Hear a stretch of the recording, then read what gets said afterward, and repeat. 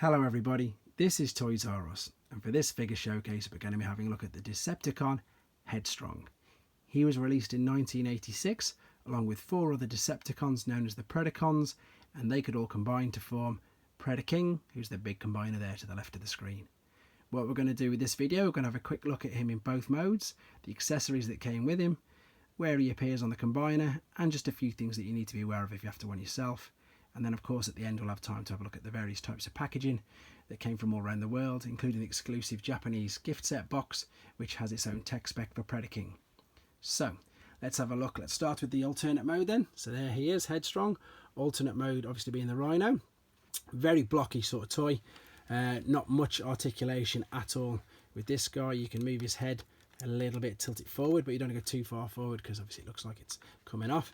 You need to obviously make sure that the horn's there if you want to display him in this mode.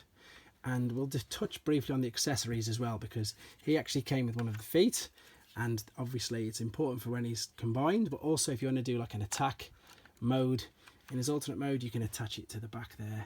So that looks quite cool, and that, to be fair, I think makes him look even better than when he's just in his standard alternate mode. Okay, let's have a look at the robot himself. Again, very blocky, very little articulation, none at the legs, just a little bit at what would be the elbow joints where you can move it up and down. And of course, as I say, you can tell that he is a Rhino. It doesn't really matter though. As I say, the big thing with this was the fact that he did combine really well into an awesome combiner. Now I've left the other gun on the floor here because he does come with 2 of the same guns and a sword, and of course the important foot piece for when you're combining him. So with these figures, with them being combiners, the big thing and the big difference between these and the Scramble City figures was the fact that they are much bigger. So when they're in robot mode and alternate mode, they're a lot larger than the Scramble City figures. And also, they cannot be any limb they want to be. So you can see that he can only be either one of the legs. As I say, I've got him there as the right leg, but he can actually be the other side. He cannot be his arm, whereas the other Scramble City robots, they could form to be any limb that they wanted to be. All right, so what we're going to do now, I'm just going to move him out of the way. We're going to have a quick look at some of the packaging. I'll bring these down for 2 seconds. So I say this was the exclusive Japanese gift set.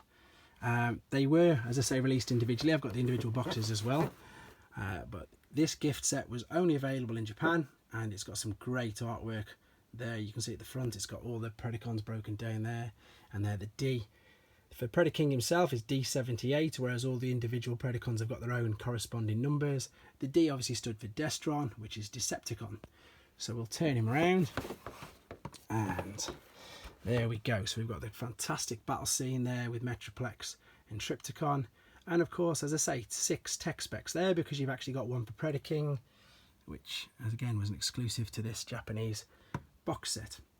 So moving over, it's got an Italian Gig one. So these were produced as well under Takara, but this one's more like an American box rather than some of the Gig stuff's got the same polystyrene insides as the Japanese counterparts. So again, we've changed the name to Transformer at the top, and we've changed his name as well to Rhinox. Obviously that's in reference to his alternate mode. And then one of the cool things about this is at the top, see, we've got the price, 35,000 lira. I've no idea what that is, and of course lira hasn't been used since everybody's now using euros. There's the same battle scene but a little bit darker. You can see quite a bit more of Metroplex. You've got Hot Rod on the runway there as well, coming out of him instead of just Scamper. And I say everything's just in Italian. And then this is the individual box here for the Japanese one as well. I actually don't own any American ones. It's a bit like the Devastator with me. Never had them as a kid, and now I've got a few of them, but no actual ones in English. And there we go, yen, 2,200 yen as well, which is about £15, I think.